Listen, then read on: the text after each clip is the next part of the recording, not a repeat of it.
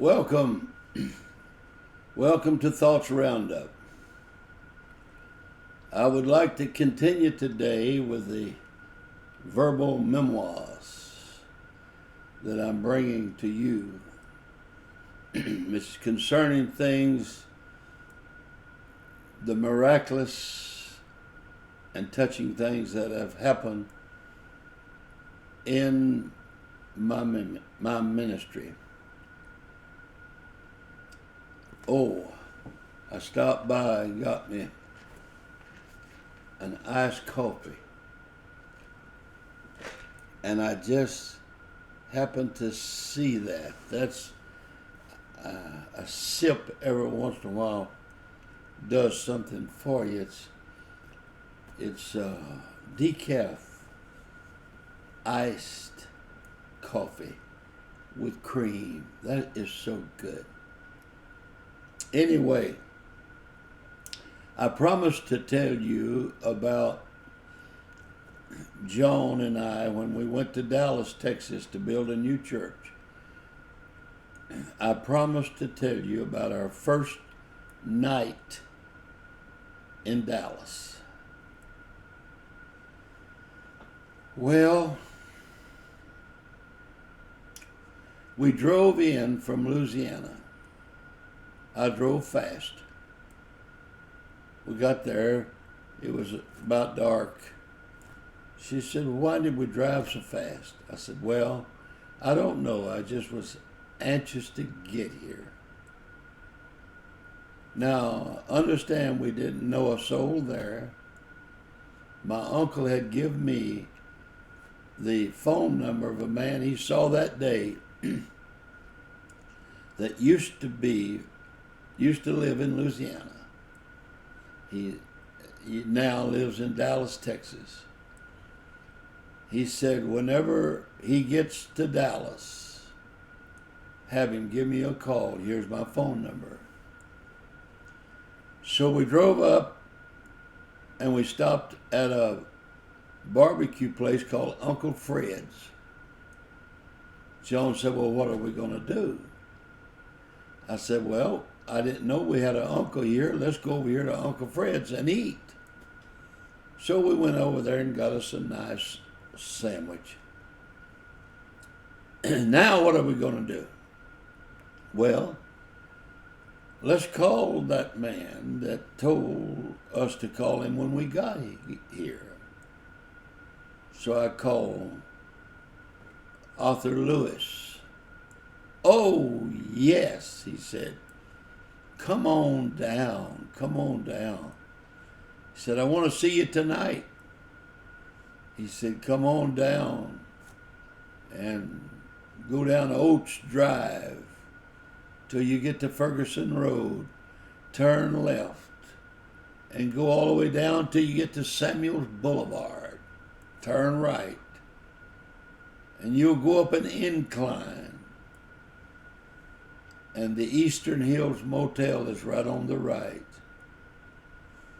He said, "That's my hotel. I own the motel." Well, we got there. I went in and it said, "Mr. Lewis is here. He's out in the backyard. He's waiting on you. Go ahead."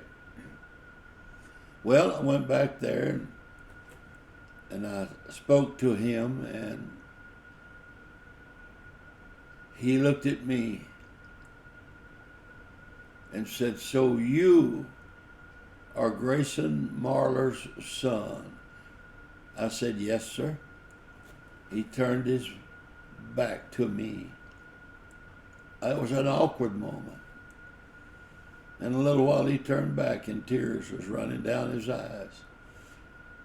And he had soot in his face because he was cleaning out some old air-conditioned ductwork. And it made trails down his face. And he said, "I know you don't understand my emotions." But he said, when I was 17 years old, I was an evangelist. And I didn't have any place to preach. And he said, Your dad walked 7 miles in the hot sun and acquired me a place to preach. Came back and put the last 50 cents he had in this world in my hand. And of course, that's what people work for, about 50 cents a day. He said, so I went over to the mailbox to wait for the mail carrier to come because I was going to ride with him.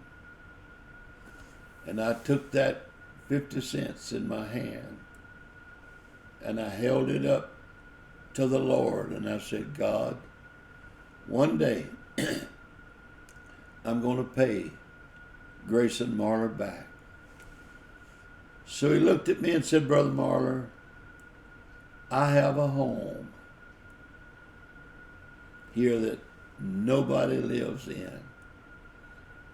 And I want you, if you want it, I want you to have it as long as you want it.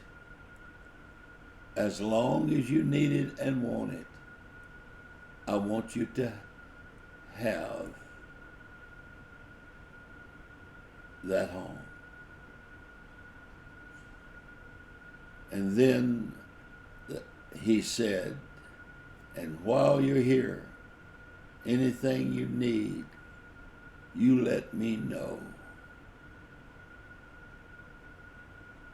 I couldn't help but think of the scripture said, cast your bread upon the waters, and after many days it shall return. Dad, when you walk 7 miles,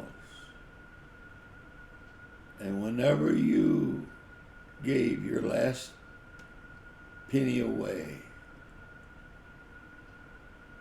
you didn't know that you was paving a way for your son to have not only a place to live, but help me to start a church in faraway Dallas, Texas. Yes, yes. God works in mysterious ways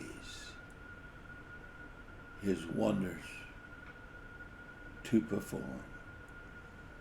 I intend next time to continue with verbal memoirs on the program